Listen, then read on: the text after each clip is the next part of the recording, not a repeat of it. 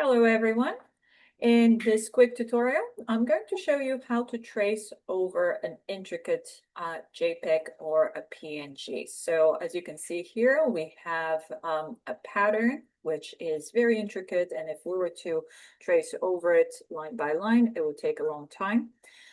And also what you'll notice about this image is that it has a very high contrast. So this is a black and white image. It does not necessarily have to be black and white, but it works best with a black and white image or a very high contrast image. So what we're going to do is we're going to go into Rhino right here. And for those of you that haven't installed this plugin before, here's how to install it. We go into Tools, and then we're going to go into Package Manager. We're going to go right here, and we're going to type in Vectorize. Okay, and this is the Vectorize plugin that we're going to be using. As you can see, there are various other plugins that you can try. And generally, if you don't have this plugin already, the first time you use it, you have to go ahead and click install. If you do have it installed on your device, you'll see a little tick. And just a little note, if you ever need any standard plugins, there's a whole bunch of different plugins for Rhino and Grasshopper that you can find in here. Since I already have this plugin installed, I am just going to close this menu and come right here. I'm going to go straight into the command panel, and I'm going to type in Vectorize. So this is how you'll know if you have this plugin. If you do not see this in your menu, then you have to go ahead and install the plugin. So we're just going to go to Vectorize, and then I'm going to select my black and white pattern image, and then I'm going to press Open. And all of a sudden, we have beautiful lines. All of them are drawn exactly as we would expect. But if you're not getting exactly what you're hoping for, you can go ahead and play with these various thresholds in terms of how things are drawn. With a black and white image, it is pretty straightforward.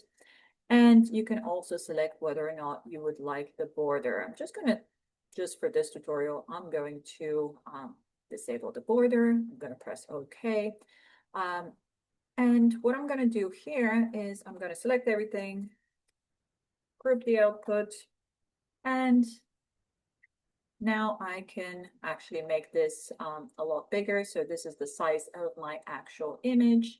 I'm going to go ahead and press here and type in scale, and then I'm going to do scale 2D. So I'm just going to go from this end right here to roughly this end, and then I'm going to go nice and big to match all my other planes, just so we make life a little bit easier for ourselves. And now that I have this, I can go ahead and type in extrude. And we're going to extrude curve. And we can decide exactly how much we extrude this. I'm just going to go with 20, enter. And now we just have the perimeter of all of these geometries. And what we're going to go do right here is we're going to select all of these perimeters, and then we're going to type in cap. Okay, enter. And now if we look at this, all of a sudden we have all of these geometries, and they're all separate solids. So this is extremely helpful, whether or not you're creating something very ornate. If you have a particular pattern that would take a very long time to model, obviously this is an image made up of a single object, which is repeated and twisted, which would not be that difficult to actually model in Rhino. But if you had something which was completely organic, this would be a great plugin to know. Thank you so much, and see you next time.